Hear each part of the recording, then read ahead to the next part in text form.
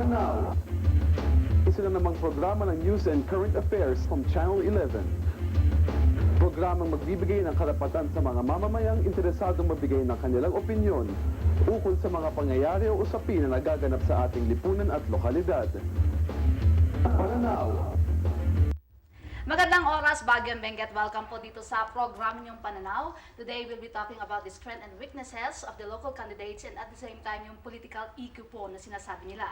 We're truly lucky to have with us three good-looking gentlemen as our very special guests. Of course, to my nearest left, he's the former Dean of the College of Law of St. Louis University and Congressman representing the youth sector from 1992 to 1998. He has been in the active practice of law since 1985 and currently handles remedial law review at the CCDC. He has at one time or another taught at St. Louis University and then Baguio Colleges Foundation, now University of the Cordilleras, and an active youth and civic leader. He is the charter president of the Rotary Club of Downtown Session. Let's all welcome Attorney Edgar Avila. Hello sir, welcome dito sa Pananaw. Magandang hapon sa iyo, Ala, and to all our viewers and our fellow panelists, good afternoon. Good afternoon. Okay, we also have here the famous professor from AIM, and of course he's also a volunteer from Baguio Community of Volunteers Movement, Professor Henry Tenedero. Magandang Baguio po sa inyo lahat, to my fellow panelists, and sa iyo, Ala. Magandang hapon. Ang tipid ngayon ni Professor Henry.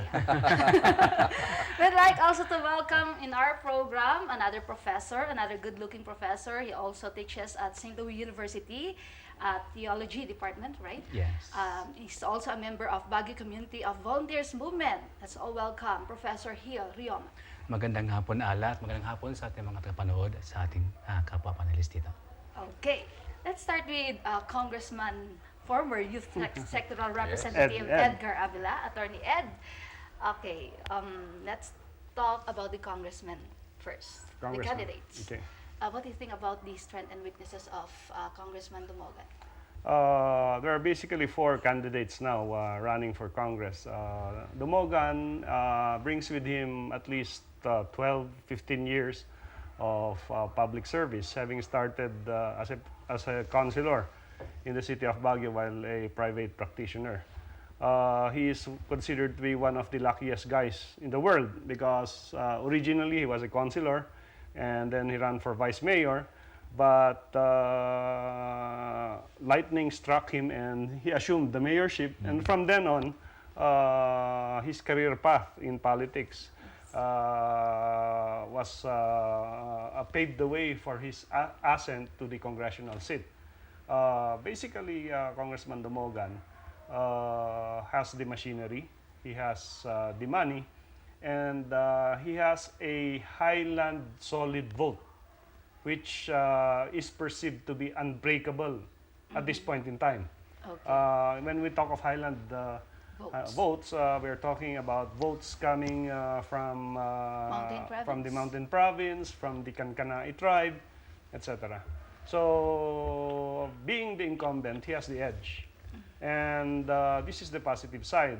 And the negative side, of course, are the issues being raised against him, whether it be in connection with his office or personal. And there are a lot of issues. Election time, usually maraming issues. We have issues of graft and corruption, Hilltop Uniwide issue, the Jadewell issue, the Uniwide issue. There are issues being raised on unexplained wealth, and there are issues on women and Even children. Women. Okay. But again, right now, all these issues may not be enough to upstage him to serve his last and final term. So, regardless of this, we'll still make it. Well, that is, of course, Depending on our voters, they will make the selection. But if elections were held today, then I hope I would not eat my words. Then it would still be Dumogan for a third and final term. Yeah. Joe Molintas is a political neophyte. He ran for councilor in 2004, and he was number 12 as a councilor. And of course, he's a human rights lawyer. He was president of the Integrated Bar of the Philippines. But insofar as issues raised, he only has Jadewell. But the perception is he is a Johnny come lately when it comes to Jadewell, because the Jadewell issue did not start from him. It started from you, actually. Actually, it started from me. I filed the original petition 3 months after the ordinance was enacted. So the perception right now is that Joe Moll is might have a bright future in the political field, but not in the present political field in the congressional race. But he will still make it as a councilor if he wins. If he ran for councilor, then definitely he is a shoe-in. As far as Ramon Kendipan is concerned, he is a dean, associate dean of the Baguio Central University College of Criminology. He's a former policeman. He has a master's degree in public administration from the University of Baguio. And of course, he has the youth, he has the enthusiasm. He is a Baguio resident, but he has no machinery. And he says that he is banking on the Cordillera votes. The Ifugao votes The in particular. The Ifugao votes in particular, but as to whether or not they will shift their votes from the stronghold of Congressman Dumogan is a very big question. And of course, another one is Attorney Tam Tayenko. Is an immigrant from the United States. He came here maybe 10 years ago, and he's anchoring his base from the Hilltop issue. He's the advocate of the Uniwide investigation, and of course he is relying on a religious sect to support him all the way. The negative side of Attorney Tayenko is he has not been tested as a public servant in the city of Baguio. Okay, he's just banking on that. He is just banking on the fact that the Uniwide issue will catapult him to the congressional post. Yes. But he is a second timer. He ran in 2004 again, but he did not make it. Okay. Professor Tenedero, basing on the statement of Attorney Ed, he mentioned about the strength and weaknesses. What for you are the qualities that will make it? I believe that the electorate today has changed tremendously. No? Even from a macro level, they said that no longer are political rallies present, but if you have access to media, that is a very good point for you. Mahalaga yun. Yes, mahalaga yan. I'd like to attack the question from an academic point of view, because part of our constitutional right is to educate our electorate. And we in the Baguio Community Volunteers Movement strongly believe that we have to exercise this with such prudence, at the same time with such commitment, because ibang-iba ng Baguio ngayon when compared to the time when we were kids. And if you look at it structurally, nasa leadership yan, no? Nasa leadership, and at the same time the participation of the civil society in the process. Okay? Ngayon, may sinasabi tayo na I would assume after listening to Attorney Ed, who by the way was my schoolmate way back in You're the older. He's age is relative. Okay. Anyway, we were taught in high school tong character makes a man. And it has been our dream. And in fact, this is only my third year comeback here in Baguio. But Baguio has been so good to me that time that I said it's payback time. Okay? So we got involved with this movement because we want to help educate. And in my particular area of expertise, which is learning styles and multiple intelligences, we see the connection of the studies we made in the field of education and in the field of educating our electorate. For instance, makikita mo, we have to explain to the people why candidates would wear particular colors That's when the they political campaign. EQ. Okay? Why it's important for them to shake hands with the masses. Why it's important for them to deliver punchlines when they give talks. Okay? So our role here is to educate them as to how learners or how voters vote according to how the political candidates would present themselves. For instance, if you hug a baby, definitely the analytics, those who are very strict in analysis, will find your gesture very taboo. But for those who have very strong EQ, they will find your gesture to be very, very full of compassion. Okay? So, but traditionally, akala ng mga tao that kapag ikaw ay magsuot ng particular color, bakit kailangan bright?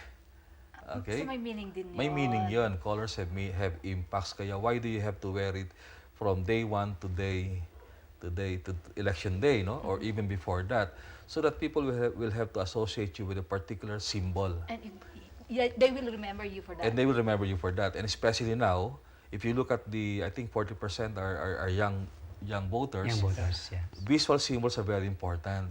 So sometimes they associate you with something that you wear, something that you do, but not exactly with something that you're standing for.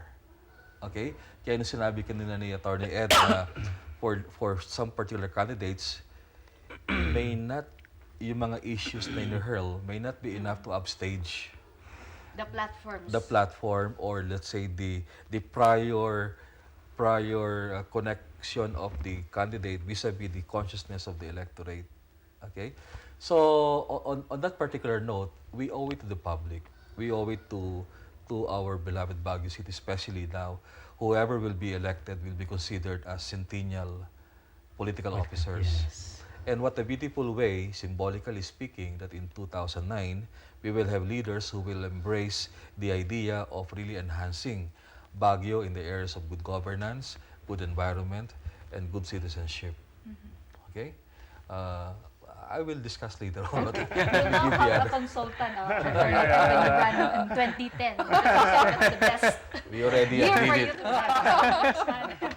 may mga meaning din pala yung mga pagsuot mo mga damit, yung kulay nila. Look at our President GMA. She has hired the services of Lupita Kashiwahara.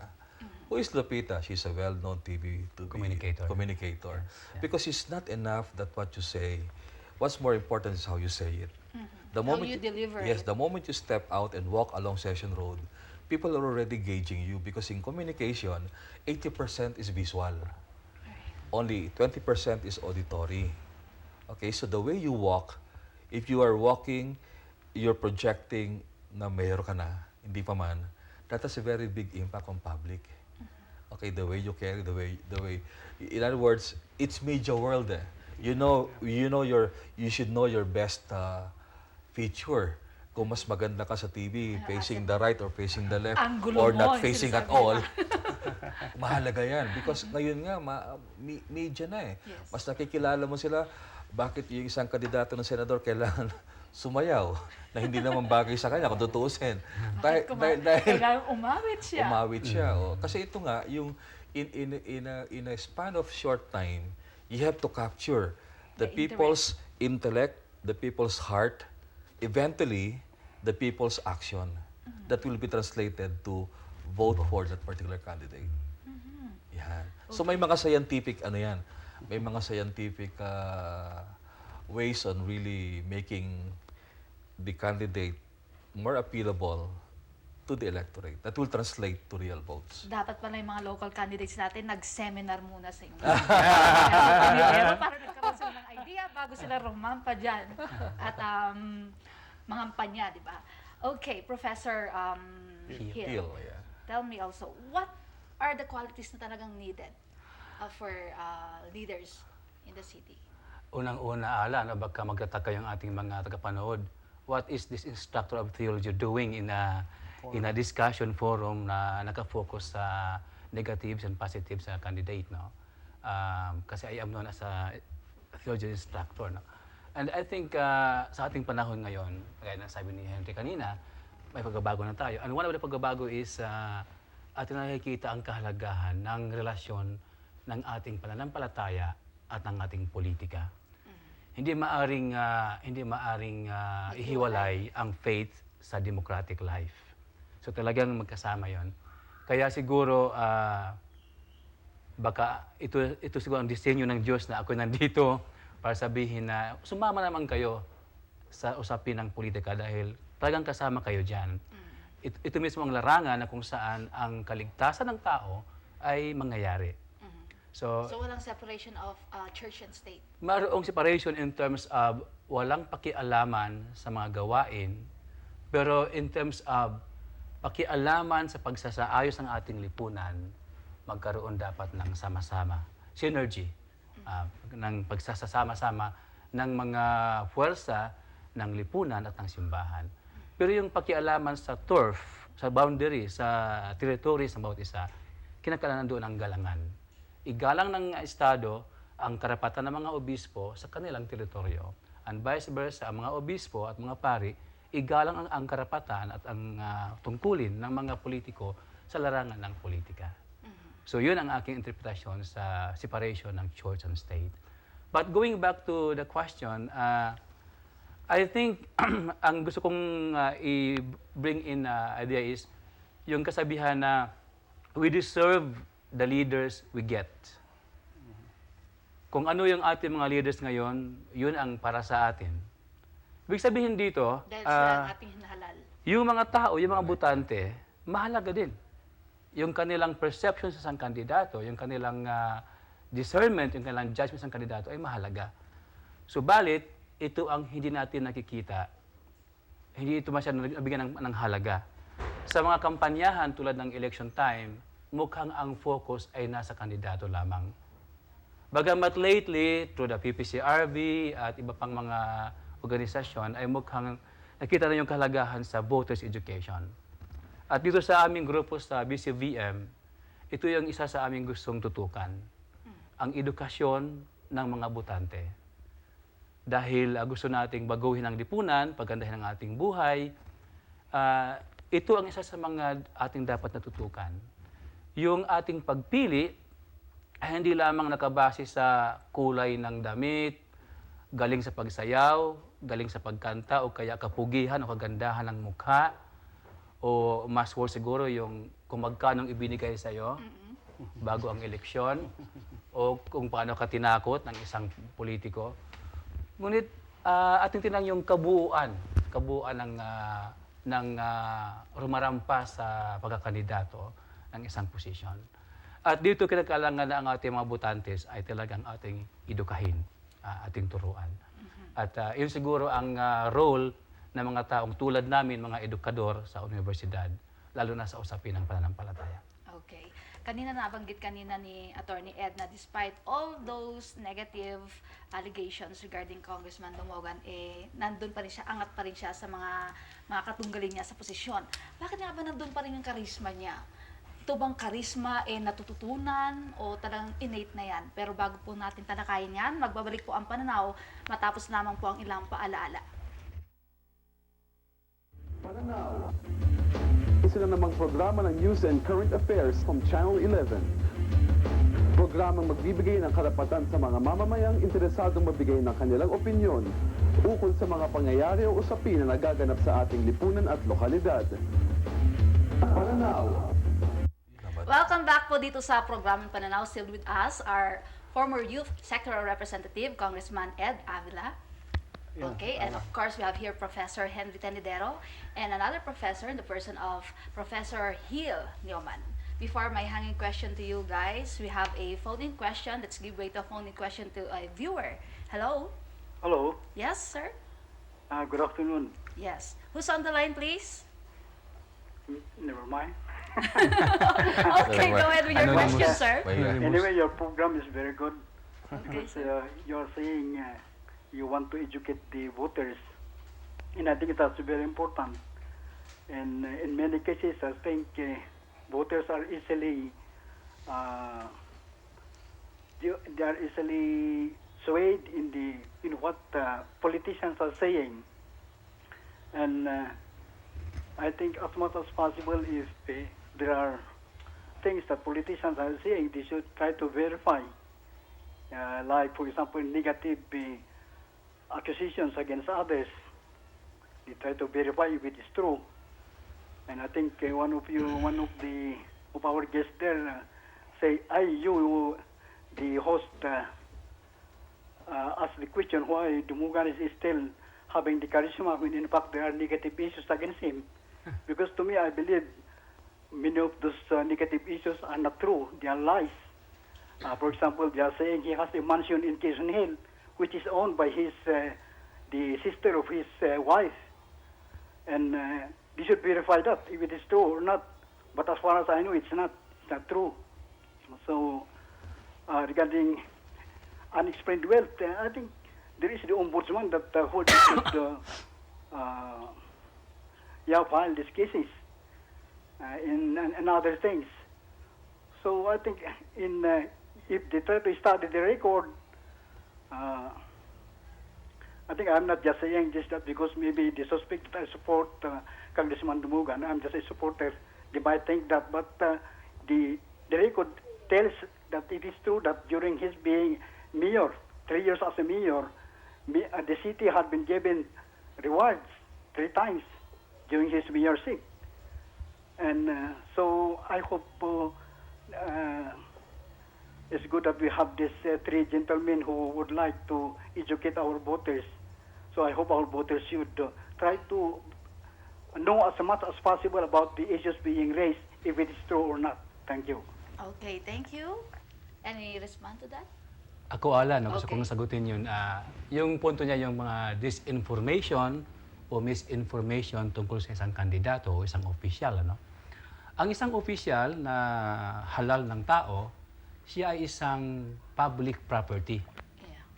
At just like any property, you can sit down on it, stand on it, or even kung ano gawin mo doon. No? Lahat ng kamalian mo napupuna. Napupuna. At saka talaga ang publiko ay has the right to do whatever they want on that public official. No? Kasi nga, siya isang public property. Kaya pwede siyang maabuso, pwede siyang sisiraan. No? And sa palagi ko alam to ng ating mga kumakandidato na ang kanilang pinapasok ay isang napaka-madugong larangan. No? Kaya siguro dito ating makikita ang pangailangan din ng pagpa-empower natin sa ating media, unang-una sa ating media, para sabihin sa tao kung ano ang katotohanan. And this is where media has the moral responsibility to tell the truth to the public. And also the citizens, this is where the citizens can form citizens action groups na para i-monitor ang action ng isang kandidat, ang isang opisyal, at sabihin sa tao kung ano nangyayaring totoo sa isang opisyal na yan. Pero dapat yan masipag talaga pupunta sa mga barangay. Kasi mga tumatakbo ngayon, mga sinong may pera, yun ang nananalo. Correct. Okay. Ang feeling ko rin, yung sa tanong ni Mr. Anonymous, na the idea of a voter's education should not be only during the election period. Matagal na natin sinasabi to na I wish that curriculum considerations regarding the electoral process should be introduced in schools. Okay? Should be part of our curriculum. Yes, in all levels. Any exercise that will be done by the young people now should be translated into an academic exercise and properly documented, properly monitored. In other words, if we talk about vigilance, we're not only vigilant only during election time. What happens is that the moment the vigilance stops, naturally, if you're not being monitored, human as you are, you get prone to many of the temptations and many of the which is part of human nature, you know. So sa palagay namin, the word education is so broad na not only in the academe but in parenting, in multi-sectoral gathering, you know, there's one thing I'd like to believe that ang magaganda ang puso ng taga Baguio. We are culturally polite. We love to serve Baguio. Yes. We just have to be more and more pronounced, especially the civil society. Na it doesn't mean that if we're monitoring you, we are against you. No.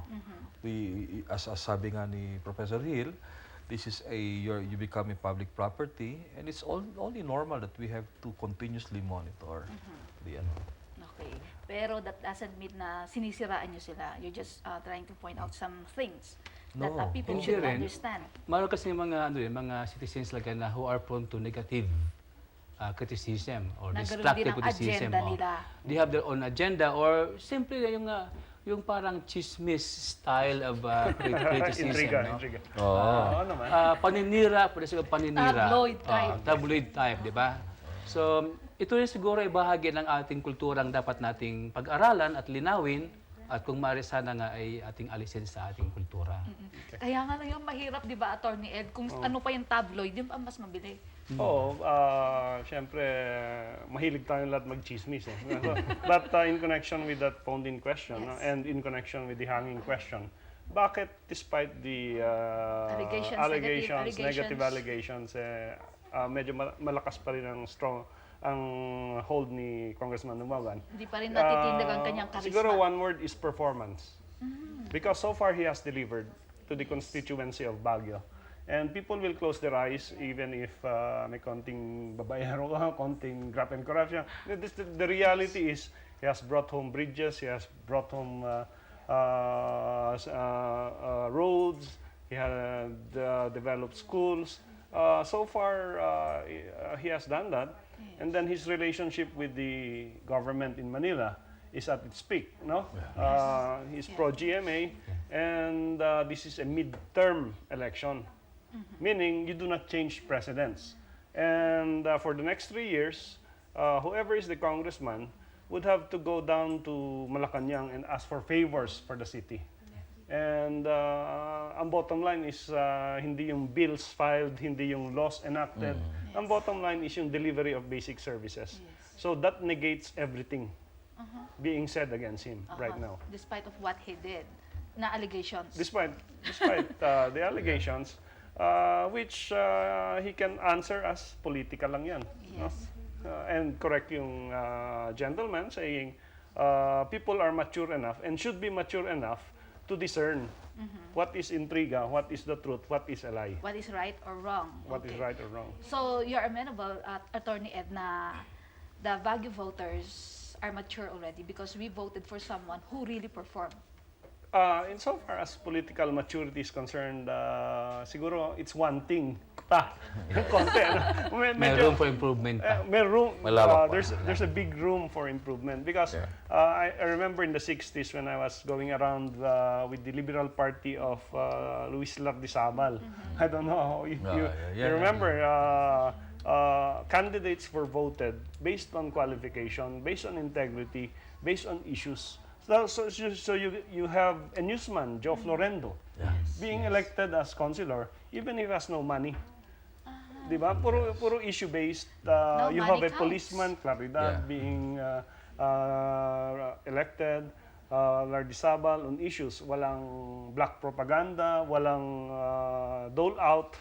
No? And when people go to the rallies, they listen to the candidates. Now, when people go to the rallies, they go there to watch the sex bomb dancers. The singers performing. The singers perform. No? That's where I saw you. Back up ako, back up. Kaya lang, candidates and the civil society alike are wishing na we bring back the days when there is political maturity. Para ang inupo natin talaga, yung qualified, yung talagang competent at hindi lang pansarili. Pero bakit gayon, Professor Tenidero, instead na mag-a-advance tayo, instead na magiging mature tayo, the more na nagdi-decline? No, I don't think it's decline. It's a normal process brought about by modernity. Sa pamilya ngayon, kita mo kapag binigyan mo ng computer ang anak mo, may mga ano na yan, drawbacks na hindi na kayo magsasabay magkain, hindi na kayo family time. Na-apektuhan because of the modernity aspect nga. So tingin ko, maganda yun kasi bata kami noong 60s papunta talagang issue-based. Kaya lang dahil sa bilis ng teknolohiya, na lahat yung fast food mentality. Ano nangyari tuloy ngayon? Don't bore me. Just show me something, no, that will make me vote for you. Kaya ngayon, yung mga kandidato, thinking that this is the way to get to people's hearts and translate it into votes, are now captives of the media technology. Yes. Kaya sinasabi nga doon sa analysis ngayon, iba na ngayon. However, it's very dangerous because now you see people who have access more to media, therefore it's money. Money. It brings about the social question of increasing the gap between the rich candidates and the poor. Kaya yung mga gaya ni Manong Joe Florendo no, na walang pera pero meron paninindigan, pwedeng ipasok yung kanyang isip sa electorate. Yun ang gawin natin. Kasi dahil nga sa modernity, nagkaroon tayo ng problema sa environment, nagkaroon tayo ng problema sa good governance. Hindi ba symbolically magandang ibalik natin sa 2000, sa centennial natin? And because we Filipinos are very fond of mga cultural relics, na sana ito na yung hudyat ng pagbabago. And we should always be eternally vigilant. Para yung mga kandidatong, let's say, may ginawang kalokohan at gusto bumalik, well, where human nature will tell you na, sige, importante, basta nag-reform ka, gusto mo pa rin, we will not prevent you. The people are discerning enough to know whether they will accept you again or not. Ganun na ganun yan eh. Kaya di ko, maganda yung sinabi na konektado talaga itong, para tayo sa retreat, no? Salvation history, politics. Yes, So, Attorney kasi Ed. meron akong Any comment? parang phrase na nakitang, he is the lesser evil. Parang, di ba parang may kandidato kasing gumagamit na, between the two of us, I am the lesser evil. Di ba, ang dapat doon is, he's the good one. He's the good better. one, The di ba? better. Hindi yung lesser. Lesser evil. So again, it's projection. Again, media plays a vital role. But also, we cannot blame also the constituency kasi ang problema naman sa mga politicians themselves, nagdo-dole out na lang, tinatanggap na lang yung pera, sabihin na natin pera, resulting to vote buying. Kasi ang philosophy naman ng mga tao, pag nahalal yan sa pwesto, Makakatulong yan sa akin. Yung hindi, sinasabi ng iba hindi ko eh. na siya makikita. Hindi ko na siya malalapitan. So ngayon lang ako babawi. So these things, dapat siguro, yun yung voters education. Kaya yung cycle ng mentalidad natin, no? Na parang expediency ba? Election time, sige, pipirahin ko na itong kandidato nito kasi after election, wala nang kung makukuha dyan. No? At ang masama naman dito, ang politiko din ay sumasakay doon sa ganung mentalidad. Kaya parang tayo Kasi wala din siyang choice eh. Yung iba nagbibigay, ito, binigyan ko siya, syempre, sigurado na yung boto niya. So, kailangan gawin ko rin yun. Yun din ang mentality ng isang politiko. Yung sinabi, Ala, na walang choice, yun ang ating dapat na tanungin. Tutubang wala tayong choice. At para sa amin, para sa akin personally, dapat may choice tayo. Hindi yung politiko. Hindi tayo lang, I'm hindi referring tayo to the umiikot politician. ng umiikot sa siklo ng mentalidad at practices na hindi maganda. Kaya we have to get out of the cycle and think together para baguhin tong siklo na ito.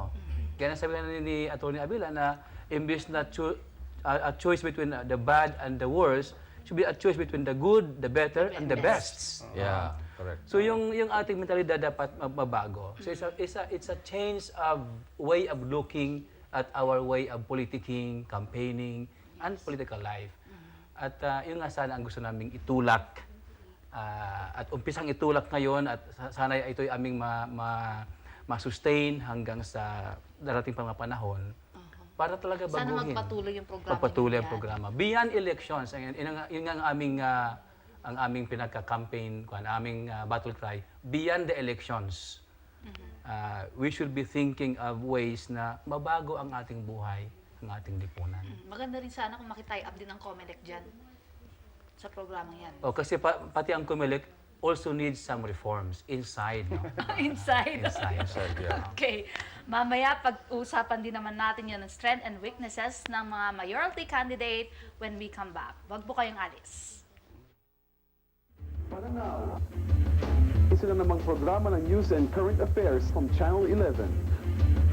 Programang magbibigay ng karapatan sa mga mamamayang interesadong magbigay ng kanilang opinyon ukol sa mga pangyayari o usapin na nagaganap sa ating lipunan at lokalidad. PANANAW. Patuloy pa rin po kayo nakatutok dito sa programang Pananaw after the strength and weaknesses of the congressional candidate which was discussed a while ago by Attorney Ed Avila. Now we're going to the mayoralty candidates. Attorney Ed. Me again? Yeah. Yes. Start the vote. Alam mo yun. You're the expert. Somebody shoots me in the head after this, you know.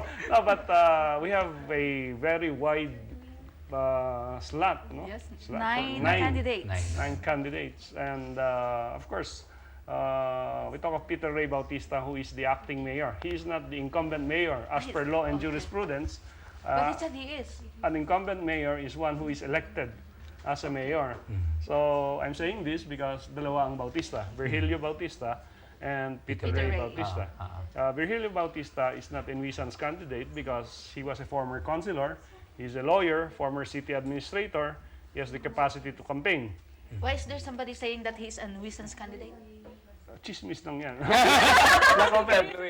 Black Tabloid open. yun, tabloid. So that's one. Again, his problem is he has no machinery. Right now, he might have the financial resources, but he has no machinery to work for him. The acting mayor is, as I always say, he likes the job. No, he's enjoying being mayor, but he does not like the work of being a mayor. Medyo, He's not yet mature for he's the not- job. there is a perception that he's politically immature for the job of mayor because usually he's out of town, he's playing around, no, and the people want the mayor to be hands-on.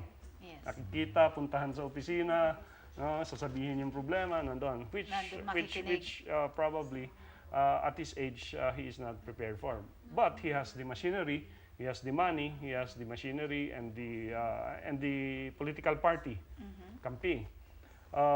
Vergara is a former mayor, former congressman, so he has the experience. PTA manager, district engineer, he has the experience. But the problem is, in the history of Baguio politics, wala pang nakabalik sa pwesto. Once natalo ka, hindi ka na nakakabalik sa pwesto. Okay. And that is That is if you're incumbent. no, that is if you were an incumbent and you lost. So Baguio history, even if you look at it, pag ikaw ay natalo na, hindi ka na makakabalik. And that is going against him, and he has to prove that he can come back. But again, there are many issues being raised against him. The Jade Well issue, which was the primary issue raised by Judge Yaranon during the 2004 That's election. why he won. Right? That's why he won. Of course, again, issues on ill-gotten wealth, issues on which are long-playing issues ever since. But again, he has still his solid supporters, and if he maintains that solid support, plus a command vote coming from either a non-governmental organization or a religious sect, considering na napakarami sila, then he might win by a margin of 1,000, 2,000 votes. And of course, former Mayor, Pero bakit ganon, Attorney Ed? Engineer Bernardo Vergara has the same situation with Congressman Dumoga, di ba? Pareho sila ng mga aligasyon na may mga naibatong mga aligasyon sa kanila. Yet, Congressman Dumogan, he was able to make it. But Engineer Vergara, he wasn't able to make it. Congressman Dumogan is a better actor than Mayor Vergara. Because ang projection ni Congressman Dumogan is he is still the poor farmer, the poor janitor, The janitor from the of city of Baguio. Baguio. While Vergara flaunts, no, he has luxury cars, big houses, etc. So I think that, of course, that's a personal opinion. Yes, yes. That's why they see Vergara, but they do not know that probably Dumogan has more money than Vergara now, no? But that's speculation. Judge Shiranon can still rise up if he still has that margin, napakalaking margin yung panalo niya nung 2004. But what is going against him is his age. He will now be 78 or 79. And of course, the Do you physical... think the old people from Baguio will go for him? They went for him, and they even encouraged the younger generation to go for him. And plus the sympathy votes because he was suspended. Yes, Ang sympathy perception was the work of underdog Dumogan siya. and Inapi siya. inapi siya. So it might still go for him. But again, is the religious vote still with him? That becomes a question. Elmo Nevada put out a bid to become mayor on the assurance of Peter Ray Bautista before that he will be the vice mayor. But that was the pre-suspension era. Hindi pa nag-acting mayor si Peter Ray Baptista. before. And when that was agreed upon, he immediately announced that he was running for mayor. So nung nakaupo na si Peter Ray and nagustuhan niya yung yung upuan. He forgot I forgot yung usapan nila he ni reneged Elmo. daw on his promise. So Elmo Nevada pushed through with this plan. So again, Elmo has machinery, has resources, but ang perception sa kanya is elitist. He might be very Hindi siya popular ma-reach at ng the masa. Baguio Country Club and the John Hay, but they don't see him in Dagohoy Street or in Lacandula or in Bontok Cafe or in Kayang. Dainty or Kayang. So he has to overcome that perception. And he has only 1 month to overcome that perception. Perception. So that's going against him. A surprise candidate might be Jun Labo for Why? for all his worth, no? Because Despite all the moral issues? sometimes in politics, these issues are not considered by our people. If Jun Labo can maintain his Pangasinense votes, which is definitely more than the Highland votes, then Mas maraming Pangasinan dito. he might surprise. He might give us a big surprise. Problema lang dyan, maswerte ang vice mayor because for the third time, he might be disqualified again at yung vice mayor na naman ang uupo.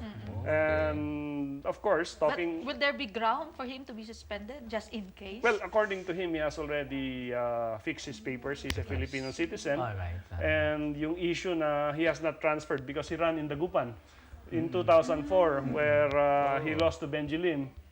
He has transferred already his residence in Baguio. Yes. So wala nang... No more issue no more regarding issue. that matter on citizenship, on Residence. residence. Residency. Yes. And ang projection kasi ni Jun Labo is masa. And that might go for him, no? He's masa. He's kumbaga Joseph Estrada, kumbaga Fernando kumbaga. po ang dating. From among the candidates, he has projected himself na he has identified himself as pro-masa. What about Yangot? Yangot has a Highland solid vote. No? But the question is, can he convince the lowlanders? No? Assuming to there vote is a for solid him. vote for Highlanders na sa kanya na, it is not enough to make him mayor. So he has to convince the lowlanders to vote for him also. But there are, of course, issues also against Yangot. That's why strategically he took the two-in as his vice mayor because the two-in is Pangasinan. Para mahatak niya rin yung votes ng Pangasinan. Para mahatak niya yung Pangasinan. Oo. Pero may chismis din doon eh. Will he be voting for the to win or in fact kamag-anak niya si Olowan? Well, Chismis na yun. last minute instructions. Intriga. Christy per minute. So sino ba si Felipe Ramos is Ramos, a Luisan's candidate. Felipe Ramos is a perennial candidate. But he's not a Luisan's candidate? He has not been disqualified as a nuisance candidate by the COMELEC. Okay. So that is a right of every Filipino to be a candidate. So again, machinery, tao, etc. Yes. And Willie Hernandez might have a very good platform. He has a very good legislative agenda, but realistically, you need resources. Kailangan talaga ng pera. Okay. Professor Tenedero, pinag-aaralan ba yung magkaroon ka ng masa appeal? Oh yes, mahalaga yan. In fact, yung pag Anong gagawin natin para magkaroon tayo ng masa appeal? pag mag-strategize ka nga, you can have the resources, you can have the, what's the other one? Resources, again? machinery, and the massa appeal is very important. Yes, massa appeal can be developed, but not instantly. Kasi yung gaya sabi ni Attorney Ed, may mga elitistang projected candidates. You cannot change it overnight. But it can be. Okay? But this is where the world of theater will come in. The world of political drama will come in. Di ba? Sabi nga, kung sino mas magaling umarte Yes. to project Ay, arte din pala yan, no? Oh yes, kita mo yung mga Umiiyak sa stage. Pagbaba niyan sa kotse, kailangan alam mo na pagtaas mo ng kamay, kung ilan kaliwa kanan yan. Hindi pwede yung miskin nag-away Kapangiti mo. Talagang that's the world of, that's why people get campaign strategies, campaign advisors, precisely to help them, because it's not all intellect. Sadly, because it's not the amount of the length of your speech. Look at Senator Parbier. He's always put at the last. And then he gives only very brief talk, and yet he's the one most remembered. Yes. Because he uses humor. Okay, people know he's intelligent, but his humor connects to his being an effective person, and translated into actions. Kaya kita mo, walang kontrobersya sa kanya, sa ganyan, no? So, matatranslate yan. And then, going back to the mayors, this is maybe a plug-in. Okay. Tomorrow, Okay. is That'll Sunday, be Sunday. April 15, if the In the people morning. of Baguio would like to have a good chance to listen to the program of leadership, of in good governance, good environment, and good citizenship, we're inviting the public to go to the Baguio Convention Center from 9 to 11:30. In the morning. In the morning. That will be the mayoralty forum, right? Yes. Okay. All the candidates will be there. Yes. So far, 8 out of siyam na official Kandidato. candidates ang nag-commit Confirm. na. Confirm to. Commit na. Kasi nagkaroon kami ng ng 2 araw ng preparations na kung saan yung kanilang mga advisors ay tinawag namin to go on para sa kasama doon sa proseso, and they even sign the documents, yung procedures, yung format ng programa, maging yung mga questions ay itatanong sa kanila, design them, because kasama sa paggawa ng mga questions. So 8 out of 9 candidates kapag kami will be attending tomorrow. So napakahalaga mga kasama na mga kababayan Dumalo sa silang Baguio. lahat. Dumalo kayo bukas. Okay. One more last question before I let you go, Professor Hill. Yeah. Nabanggit kanina ni Attorney Ed, importante rin yung boto ng religious sector. Bakit yung mga kandidato nagkakandara pa makuha namang ang endorso ng mga religious sect? Sapagkat malakas ang kanilang impluensya sa kanilang mga parokya, sa kanilang mga kongregasyones. Pag sinabi ni Father na ito ang iboto natin, malakas ang influence. Black voting. Hindi lang black voting, kundi yung mismong perception ng mga religious na sinabi ni Father o kaya sinabi ni Pastor, sinabi ni Obispo. Yung authority ng pagkasabi, malakas ang influence sa isang botante. Pero aside from some congregations, Kaya pa lahat ng most- sabihin nun ni Cardinal Sin, remember, tinutupad lahat ng mga churches. oh, di ba, nung sa EDSA ono, talagang si Cardinal Sin ang pinaka-spirit behind the EDSA, no? Pero gusto ko itong sabihin, para malinaw sa lahat, na aside from a certain sect or church, no, especially yung Iglesia ni Cristo, most of the other churches are actually either hands-off sa politika or they would rather just be playing moral teachers. So they would just give mga guidelines on ano ang characteristic o ano ang features ng isang voting kandidato, mga voting leader. But Hindi they na would nga not yan. go into the To the particular. point na sasabihin na, eto dapat Ito ang ang iboto iboto. nyo, kung hindi. Yes. Kaya yung PPCRB o kaya yung iba pang mga parochial level na mga grupo, yun ang ginagawa lamang. Binibigay yung mga characteristic ng isang mabuting kandidato. Okay. Pero Yes, pag Attorney Ed. level kasi ang playing field, like in the mayoralty contest dito sa Baguio, assuming that there are 5 strong candidates dyan na equal, it becomes an important factor yung religious sect. Religious sect. And siya ang magde-determine who will be the winner. In fact, maybe you could clarify, Attorney Ed, na in Baguio politics daw, the last 48 minutes can mean so much. Can even tilt the ballot, so to speak. Parang I have decided today that he's going to be my candidate, pero last minute sa voting precinct, nag-iba. Mag-iiba. Siguro the last 5 days Last 5 days. would be the determining Yun ang determining period. period. Might make or break you. And surprisingly, what we have studied, na hindi raw ito galing doon sa money politics. Bigla na lang nagbabago, nag-iisip bigla. Which Yun is ang nice. conscience vote. Conscience Tawag natin, conscience vote. Okay, at least may conscience At vote doon pa rin malakas pala. ang influensya ng mga religious leaders, pastors, bishops, priests, sisters. I see. Okay, yun ang pinaka-importante. Okay, gentlemen, thank you so much for joining us dito sa programa nating Pananaw. May we have your parting words now? Let's start with Professor Hill, of course. Salamat Ala sa pagkakataon na ako ay makaharap sa ating mga kababayan sa Baguio at muli kong sabihin yung aming imbitasyon sa inyo na pumunta bukas sa Convention Center para makilahok sa isang gawain na mahalaga sa ating buhay bilang mga tao sa city. Ang aming bias bukas ay hindi para sa mga kandidato, kundi para sa ating syudad. Para baguhin natin ang Baguio, gawing maganda para sa atin at sa ating mga anak. Okay, thank you so much, Professor Hill and Professor Tenidero. Your parting words, please. The same. Well, thank you very much for this wonderful opportunity, Ala. It's really high time that we have to continue and never stop educating our electorate, not only during election time, but as we go on with our daily lives. Salamat. Okay, Professor Tenidero, thank you so much for joining us. Attorney Ed Avila here is very lucky because on 2010, he'll have a beautiful advice. Thank you, Ala, for marketing us.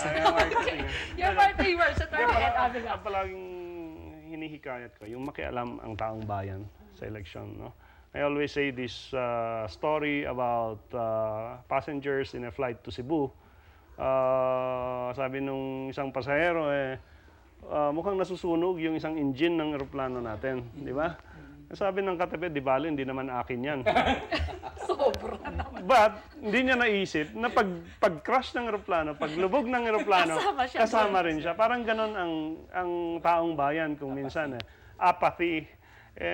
Tapos, magrereklamo tayo na incompetent yung na-elect natin, nagrereklamo tayo na corrupt, because of this kind of attitude. Sana nga, through voters' education, through civil society, ay magbago ang ating mga kababayan at they will really choose those who are qualified to serve them. Okay, thank you so much, gentlemen, for joining us dito sa programa nating Pananaw. Yan po, nakasalalay po ang kinabukasan ng ating syudad sa inyo pong mga boto. Kaya vote wisely. Ako po ang inyong lingkod, Allah Songduan. Nagpapasalamat po sa inyong lahat.